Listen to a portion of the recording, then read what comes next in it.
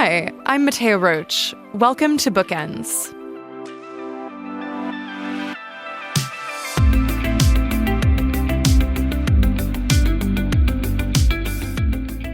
Soft as Bones is the title of Chyana Marie Sage's new memoir.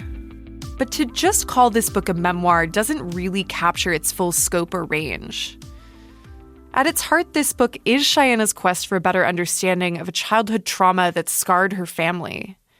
But beyond that, it's also a tapestry of poetry, history, Cree language, traditional ceremony, and folklore. As Chyana delves into her memories and those of her family, her story becomes more than just her own.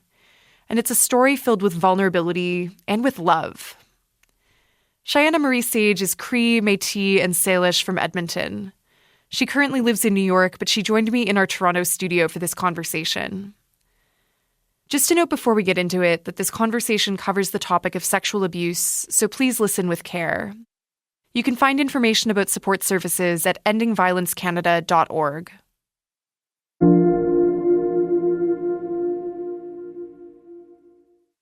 Hello and welcome. How are you doing? Hi, I'm so good. Happy to be here. Well, thank you for coming in. I want to start by talking about the title, actually. Soft as Bones is a phrase that I understand has been part of your life for a few years now. It's your Instagram handle, it's the name of your YouTube channel, and now the name of this book.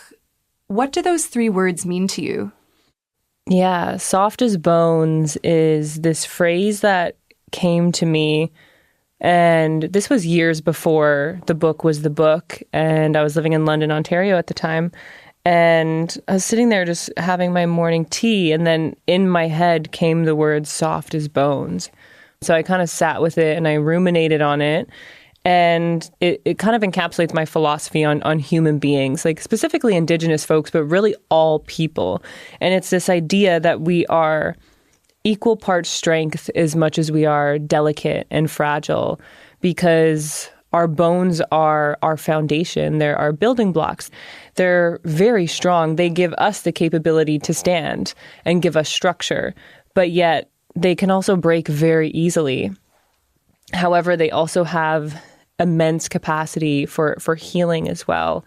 And so I just think it's this beautiful metaphor for us as human beings, like holding space for us to be strong as much as we are fragile and allowing those to coexist together. Yeah, I'm curious, you take us to a lot of different places that you inhabited, especially throughout your childhood. But one of the first places you take us to in Soft as Bones is to this acreage north of Edmonton near Morinville. And you describe it as this place that's surrounded by vast fields and an evergreen forest. And you describe it as one of the most important spaces from your childhood. Can you tell us a bit more about that acreage? Yeah. So the acreage, I think we were there from kindergarten until about grade 3.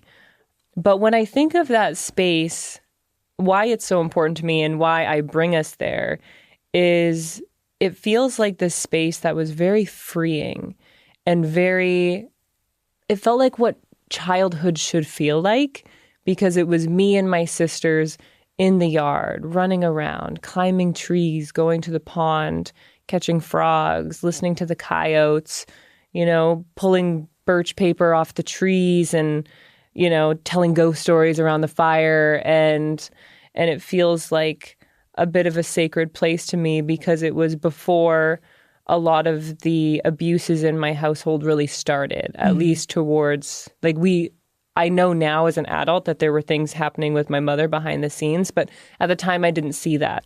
Yeah, a time before, I guess, you became aware of abuses that were happening in your family, before you became subject to some of that.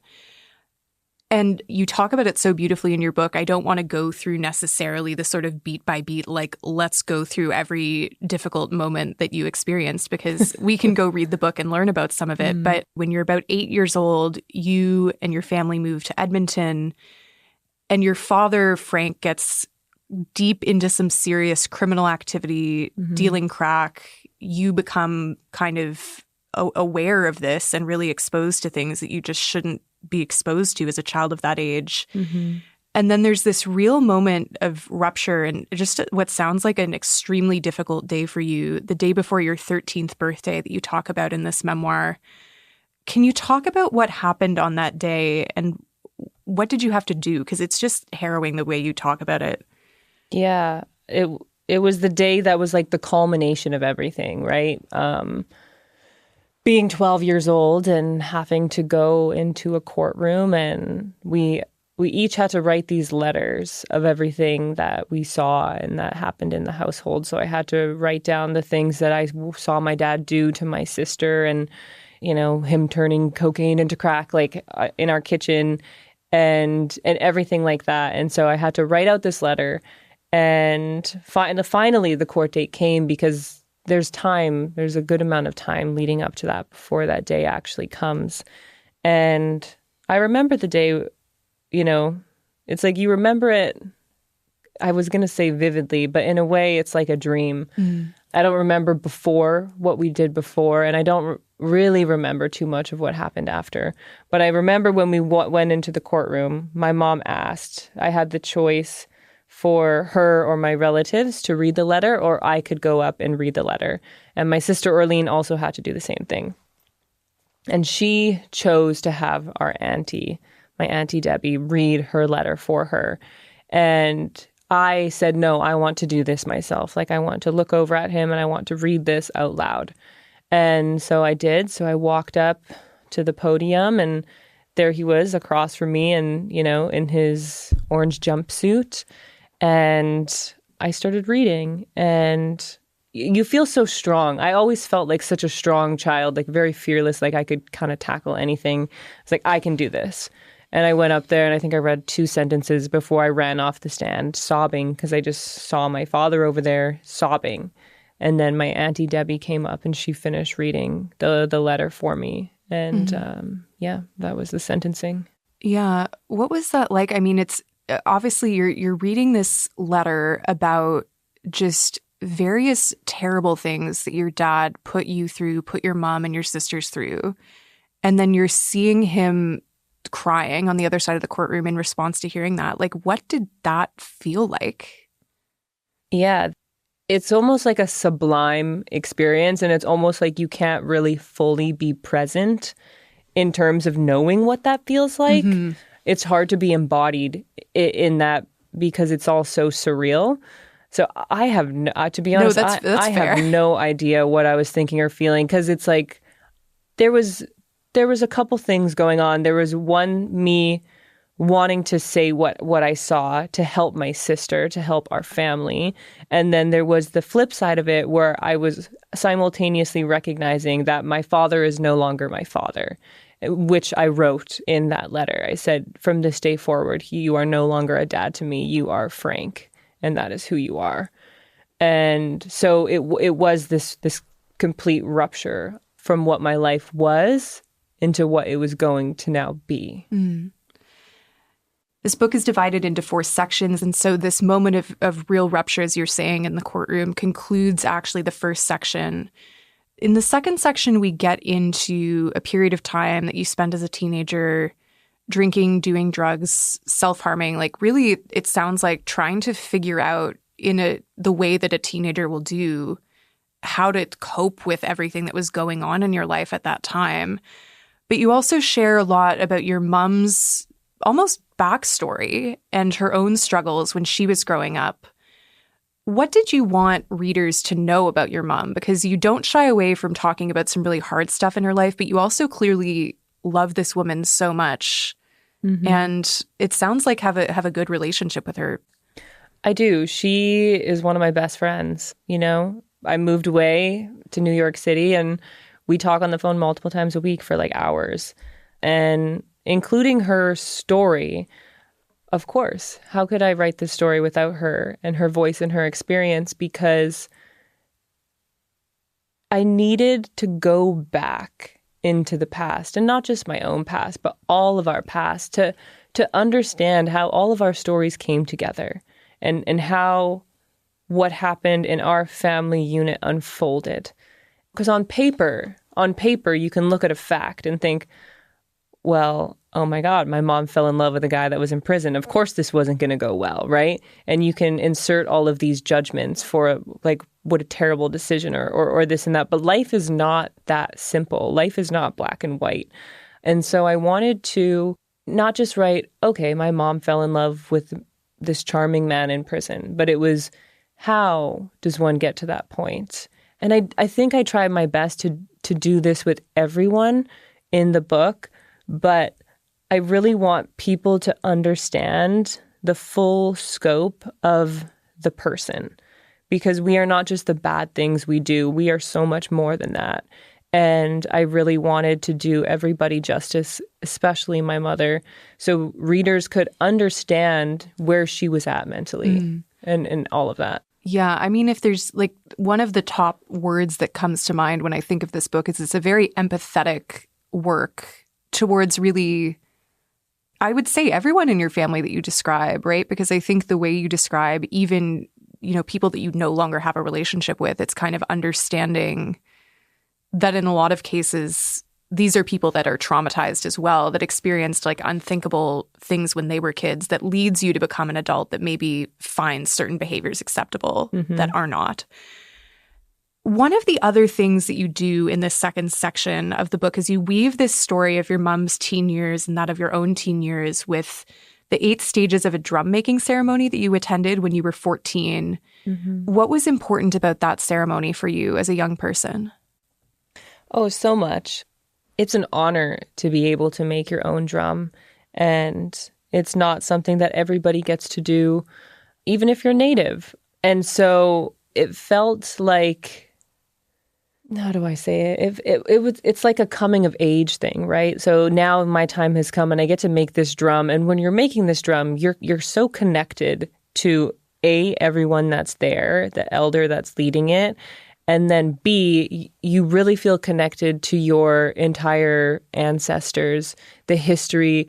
And the importance of that is so strong because I just think about my family members who were not allowed to do that. And I'm not talking about my ancestors. I'm talking about my family members. I'm talking about my grandparents. I'm talking about my aunts and uncles who were in residential schools that are still alive today. And for me to be able to do that and have that ceremony was just a very emotional and powerful experience. Even if at the time when I'm 14, you don't feel the scope of it then, but you know that it's special and you know that you're grateful for it. And it felt like, I don't know, just such a celebration and a moment of beauty, because as much as there is a lot of difficulty in this memoir, it was really important to me to capture a lot of the beauty of my culture, because there is so much beauty and love and healing and connection in my culture. And I wanted to share a little bit of that with the rest of the world.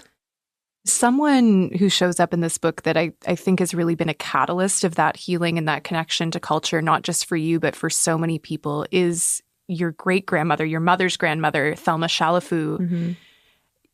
Can you tell us about her? Because she's been super influential, not just for you, but she's like a culturally influential major figure in this country. Yeah, she's a badass. She's, a legendary Métis woman. She was like grandma to me growing up, obviously, because she raised my mom for most of her years. And she was the first Métis woman senator of Canada.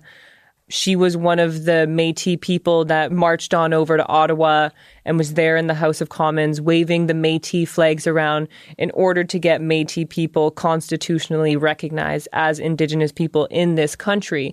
And, even before that, like she started the Native Friendship Center in Slave Lake. She personally made her home a refuge for abused women who were fleeing their marriages in a time when it wasn't acceptable to do that. So her strength has really been a pillar for me throughout my whole life. And as a young kid, I loved her, I respected her, and I also kind of feared her too, because she was very stern, take no BS kind of a person. And as I got older, and as she got older too, and she retired from the Senate, she kind of softened. Her disposition softened. And so we grew so much closer, especially when everything happened with my father. My family and I, we kind of isolated ourselves a little bit from the rest of the family as a way of like cocooning ourselves and protecting. But my grandmother was very much a part of that cocoon. And, you know, it was her home that we went to. It was her bed that Arlene slept in after the procedure. And she was so warm and loving and softer than I had ever seen her before. It was cool because the University of Alberta named a building after her, which I got to be there and give a speech for. And the city of Edmonton has a school named after her. The government of Canada has a stamp with her face on it, and all of these really amazing things. And she passed away in 2017. And that loss is still like really felt in our family. It's like, even though she's gone, I still feel her all the time. And I always say, like, it feels like she's working through us from the other side. Like with the work that I'm doing with my writing, we're all doing things that I know she would have been proud of, and we're all using our own individual gifts to do it, carrying on her legacy and fighting for our people in our community. Mm.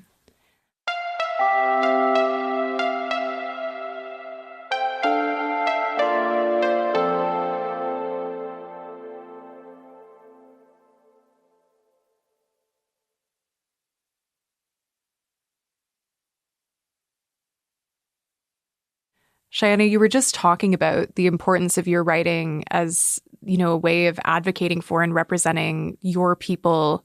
But I also get the sense that writing has been really powerful for you personally and part of your journey to kind of healing from some of the traumas that you experienced as a child. Has writing this book been a source of healing for you? Oh my God, writing this book has been the most cathartic experience of my life.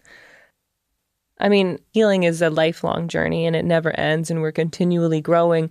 But writing this book allowed me to process and release so much that I think was stored up in my nervous system, because there was so many moments of writing this book where I then just like had to pause at my computer desk and just start sobbing.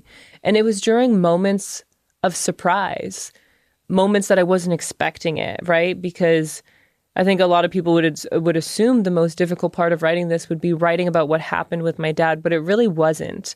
Because I can talk about that till I'm blue in the face. I've done it a million times to so many different therapists and talking ceremonies and throughout my life.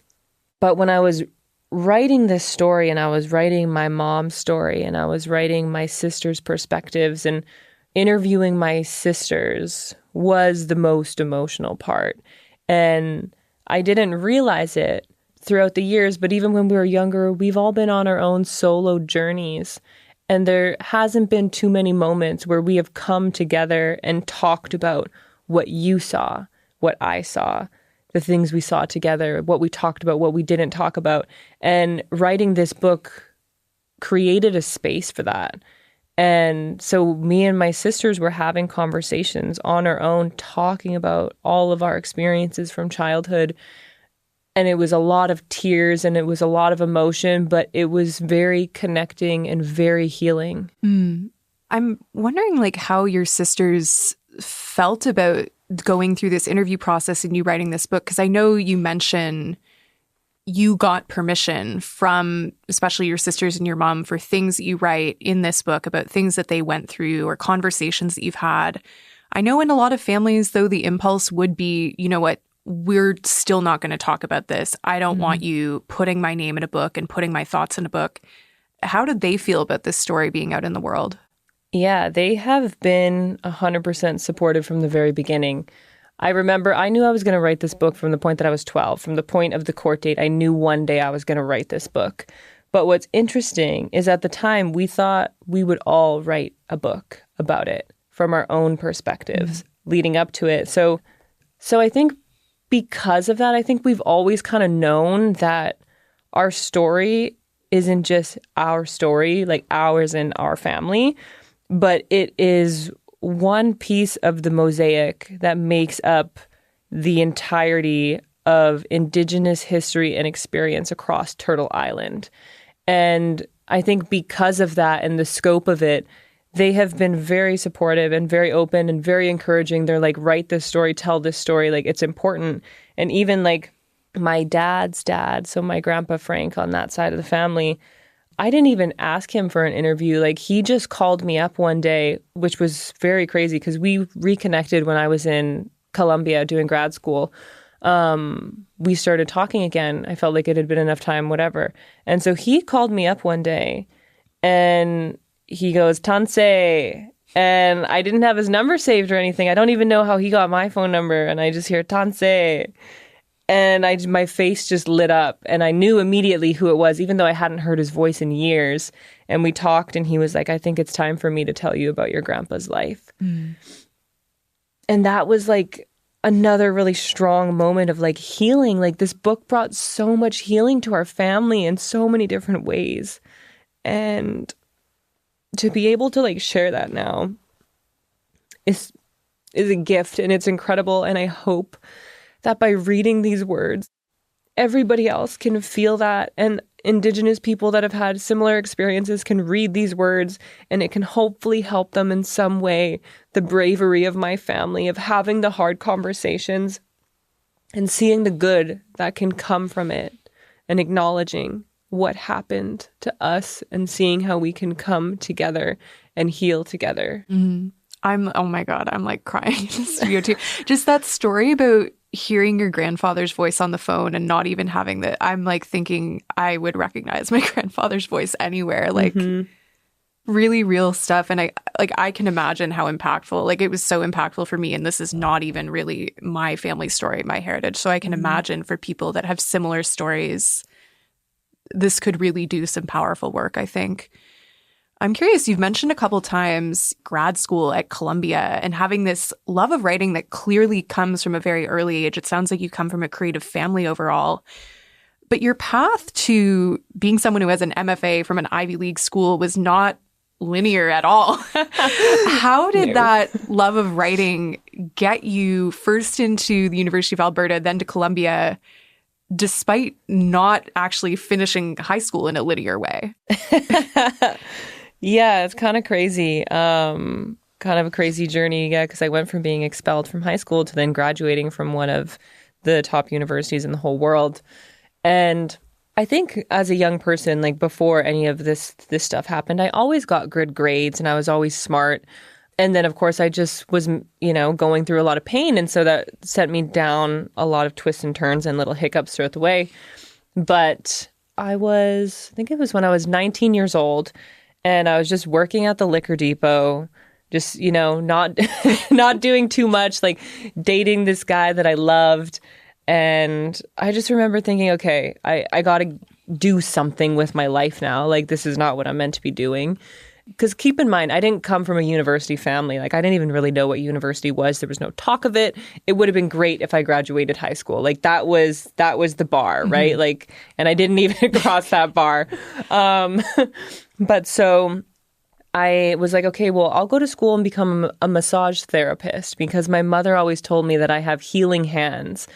And I found, a program. And then that's when I learned what a student loan was. And I saw how expensive it was going to be, like $20,000 to do this massage therapy course. And I was like, well, that's a lot of money. I was like, is that really what I want to be doing with my life if I'm going to be doing something? And the answer was no. So I was like, what do I want to do? And I was like, well, I love writing and I love reading. And that's when I was like, okay, did some research. And I was like, I want to go to university and I want to study English and creative writing. Found the U of A. Saw that when you turn 21, you can apply to university as a mature student. Got accepted. And then that really kind of catapulted my writing journey and really kind of strengthened my writing skills. And, then eventually applied for the MFA and, now here we are. Mm-hmm. I gather, studying at university taught you a lot about the craft of writing, but it did more than that. I feel like it taught you some stuff about you and about your family. I know you talk about learning about the concept of intergenerational trauma for the first time in university. Like, how did being in that academic environment lead you to make some connections about your own experiences? Yeah, it's kind of funny because some of the English classes I took, like medieval Shakespeare, I hated it. I was like, oh my God, is this really for me? I don't think I could be a university professor of English because that's what I thought I wanted at the time. And so then I took a trauma studies and fiction class. And that was the first time that I heard the word intergenerational trauma, because this was back in 2015, 10 years ago now, a very different time from today in terms of our understanding of intergenerational trauma and how that applies to Indigenous peoples. And so when I read that, it's this article by Dory Laub, and he's talking about intergenerational trauma in relation to the Holocaust survivors and how that impacted them as a culture, as a community, as a collective moving forward from there.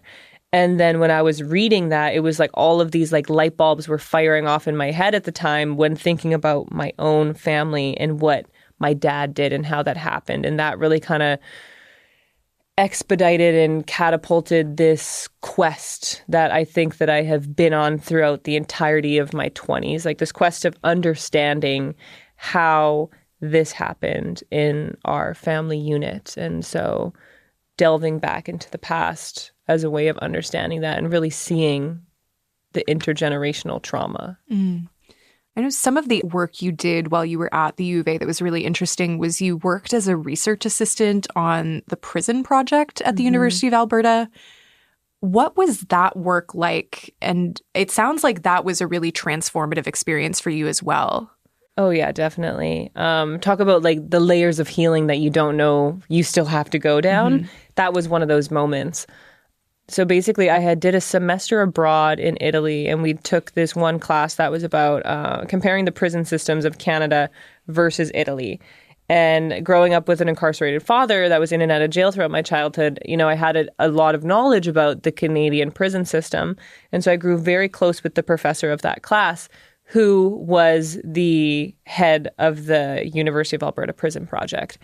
And as part of that project, one of my responsibilities was to transcribe audio recorded interviews of people that were housed in the same prison that my father went to for molesting my older sister. And this prison is a known Skinner's jail, it's called. So Skinner's is a term used towards people who have sexually abused other people. And so there I was kind of every day, you know, listening to the stories of these inmates, and the research of the Prison Project findings have all shown that 95% of them were all physically and or sexually assaulted as children. And so I was listening to all of these stories where almost all of these men, their first memories as human beings on this planet were being sexually assaulted or severely physically assaulted. And listening to their stories kind of over and over again was giving me a new kind of understanding towards my dad, because I was starting to think about his life journey before. And at the time, I had forgiven him in the sense that I wasn't carrying any anger or anything anymore at that time. But when I listened to those stories, I realized that there was this deeper layer to go down that I didn't even know. It was not just, oh, I forgive you, but, oh, now I'm beginning to maybe understand a little bit more of you. And so it was this really cathartic experience for me, and my spirit felt lighter because of it. And I really think that it was that experience and that relieving me that I was able to write this book in the way that I have. A, feeling strong enough to write it, but B, writing it with the amount of compassion and love and truth and full scope of the human experience that it has. It's, yeah, as you say, like this, I think, journey of healing, it's you think you're done healing sometimes, and then something will happen where you're like, no, there we go. Not done. There's another one. Yeah. Gotta go back and heal some more. But I mean, this is such a journey that you go on in this memoir from starting out talking about when you're 5 years old, growing up on your family land, that acreage, to sitting here now talking about this book. When you look back at the child that you describe in this book, whether it's that 5-year-old on the acreage, whether it's you at 13 in the courtroom facing your father, what do you think about when you think about your childhood self? Like, what would she make of where you are now? What I would say to her is that everything's going to be okay and that you're okay in the end. And what I think she would say to me, I think she'd be really proud. And I think she would also say, you did it. Like, you actually did what you always knew that you were going to do. Yeah. Mm-hmm. I'm curious also, thinking forwards in time, as you've said, like, journey of healing is not done, but we've been talking about intergenerational trauma. And I think one thing that really comes through for me is, like, you are part of the generation that's trying to break that cycle and trying to make sure that cycles of abuse don't perpetuate themselves into the next generation. How does it feel to be a part of that work and to see maybe, like, I don't know, opportunity potential to not be part of perpetuating a cycle of abuse and a cycle of trauma? I mean, it feels big, but it feels like, of course, like, what else would I be doing?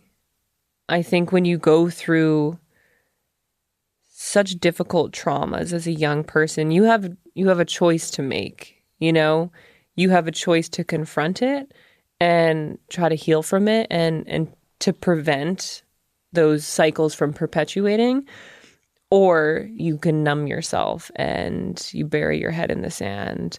And neither one is right or wrong, because it's where you're at that point in time. And there was definitely that point in time where I was still running and not ready to confront it. But to come out the other side after shining a light on every dark piece of history that is in my lineage, my whole spirit is lighter and I am free. And I can feel that freedom. And all I want is to gift that to everybody else that doesn't yet have that. And to be a part of this movement of putting an end to these cycles. Like they say, it takes 7 generations to heal what happened. And I'm the 3rd generation. And I think if I can do this here right now, that it's going to be a really, really positive and beautiful thing for my lineage. And I hope that we can continue to do that. And to be a part of that movement, how does it feel? It feels very rewarding. And I can't wait to see what the next 10 years will be, or the next 30 years, because I'm 31 years old now, and this is where I'm at right now. So to see what the next 30 years is going to look like, I can't wait, because I think that there's a lot of us in community that are doing such phenomenal work, and I can't wait to continue to uplift each other and to continue to help us rise from this dark past that really has kept us down for a very long time and still does in many ways. Well, Chyana, thank you so much for coming in today and for sharing so openly. I've really, really enjoyed talking with you. Thank you for having me, and likewise. Thanks for crying with me too.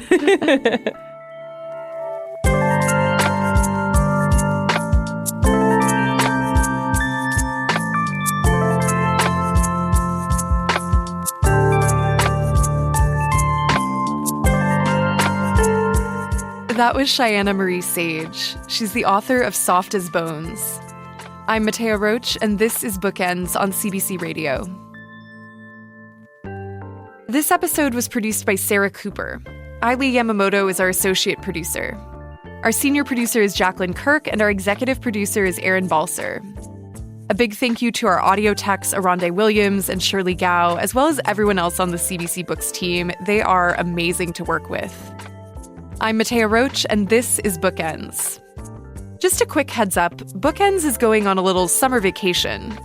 Starting on June 29th, we won't be releasing any full-length episodes of the show until September. But don't worry. In the meantime, we've got an entire archive of conversations for you to catch up on while we're away. And also, don't forget to follow the show so that you won't miss us when we're back in the fall. Thanks for listening, and I'll see you next time. Because when the book ends, the conversation begins.